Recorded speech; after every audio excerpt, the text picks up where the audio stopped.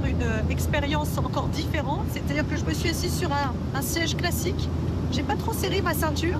Et pour comprendre ce que fait l'avion depuis l'extérieur, il faut regarder la ligne d'horizon et vous allez voir que c'est très impressionnant. Parce que l'avion fait ça et après il fait ça.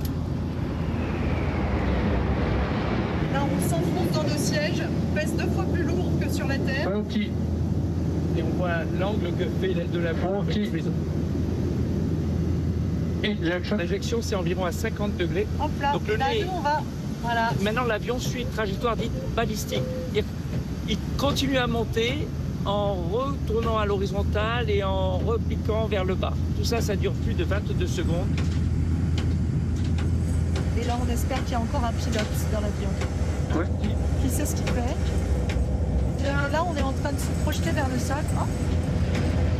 Et avant de toucher le sol, on va récupérer l'horizontale. Waouh! Et c'est à ce moment-là qu'on repèse à nouveau, on voit l'horizon. Voilà. Cet avion, c'est en fait un formidable laboratoire de recherche. Et vous voyez avec moi, il y a des scientifiques, des ingénieurs, des cobayes, hein, on les voit, avec les électrodes sur la tête. On nous annonce 3 minutes, donc on va laisser tous ces scientifiques à leurs expériences. Et c'est maintenant que les choses sérieuses commencent pour moi. Parce que nous, on a le privilège d'aller dans cette zone, qui est la zone de vol en liberté. Et c'est parti vers l'espace. Comme un décollage en fusée, même un peu plus fort. Donc là, on pèse 2 fois notre poids. À peu près. Et on se laisse faire et on va décoller. Ouh. On décolle très doucement. Voilà. Et on se laisse aller cool, relax. Ah bah, je suis complètement relax. Et tu peux décoller légèrement, t'accrocher, voilà. Ah ouais. Ah oui, non, mais alors... Et le corps ne presse plus sur rien. Non. Et là, dans combien de temps?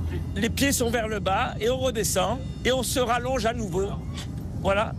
Hop, voilà. Oui, les yeux disent, mais qu'est-ce qui m'arrive? Oui, mais c'est ça.